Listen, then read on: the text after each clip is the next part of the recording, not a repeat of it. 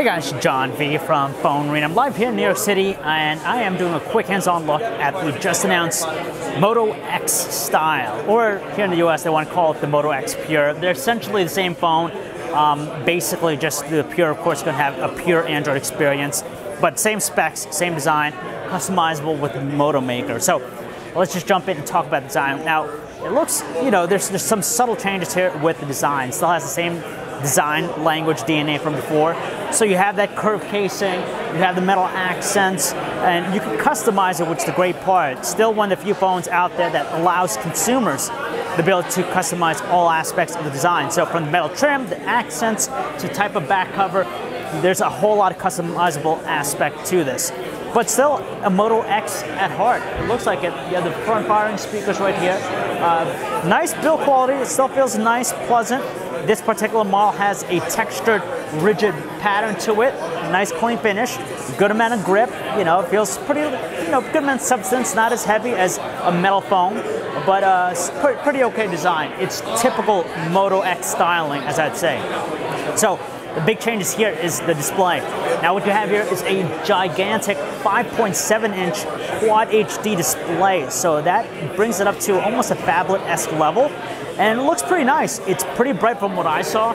Vivid, clear, sharp, incredible amount of detail, but that's what you expect with Quad HD resolution.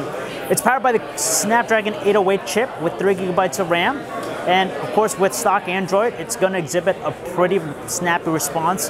And of course, you could expect it to handle gaming pretty well. So if we look around the phone, on the left side is clean. The bottom micro USB port, they mentioned quick charging with this. So one of the fastest to charge the battery.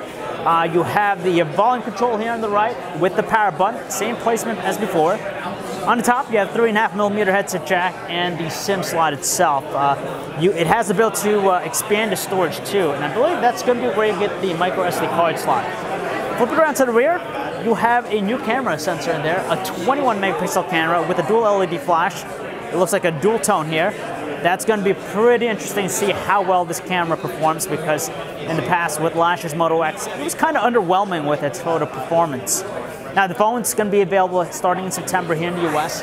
Going to retail for $400 outright, which is pretty incredible when you think about the type of spec sheet it's offering, the customizable aspect, and also just the stock Android. It's a flagship smartphone, but it's not priced like any other flagship out there.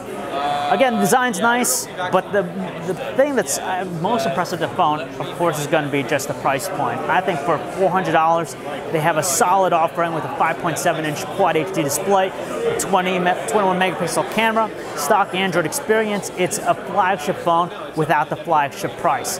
So if you guys want to learn more about the Moto X Style or the Moto X Pure, you can check out our website, PhoneArena.com. It's John V. Thanks for watching.